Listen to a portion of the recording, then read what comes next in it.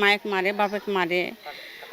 হ্যাঁ, টাকার জন্য কালকাই টাকা চাচ্ছে, ওর বইয়ের টাকা নিয়ে আসছে, ওই টাকাই চাচ্ছে যে আমাকে 5,000 টাকা দাও, তাছাড়া তোমার বাচ্চাকে জবি করবো, এভাবে বলে শাসিছে।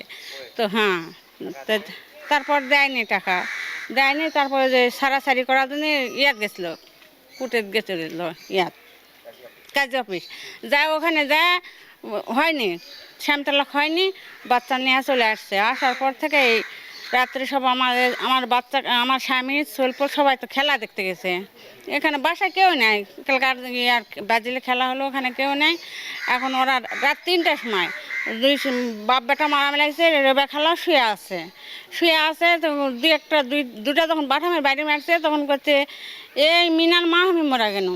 তখনই কয়ে বাড়াইছে, খালা ঘুমাচ্ছে উঠে তখন ইটা লিছে ষোলো, আর বেটা কি চাপা ধরছে, চাপা ধরার পর তখন ধরতে ধরতে ইটা দেয় মাথার দুটা বাড়ি মারছে, মারার পর টোলা পড়ার পর ওরা পানি টানি দেয়, ইটা ওটা দেয়, আর পানি গিলে না। তারপরে এটা নিয়ে ওর মা আবার ফোন দিছে পুলিশে, মানে এগুলা করার জন্য পুলিশে ফোন দিছে। তখন পুলিশ আসছে যে ধরে দিবে বেটা, কত বেটা পালা চলে গেছে না, খালি মারা গেছে। জ্ঞান থাকলে সেই ছেলে মারলো নি, বাপের গাও থাকতো কম কথা, ভালো ছেলে হলে মারবে।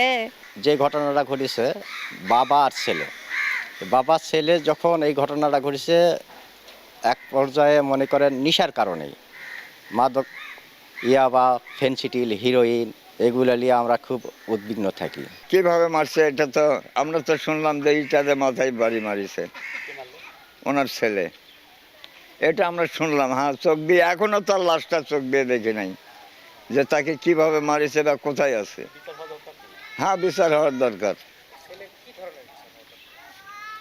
সেটা তো আপনারা বুঝতেই পারতেছেন, প্রশাসনের উপরে বিচারের হাতগুলা থাকে প্রশাসনের উপরে। কাউকে 5 বছরের সাজা দিতে পারে, যাবজ্জীবনও দিতে পারে, মৃত্যুদণ্ডও দিতে পারে।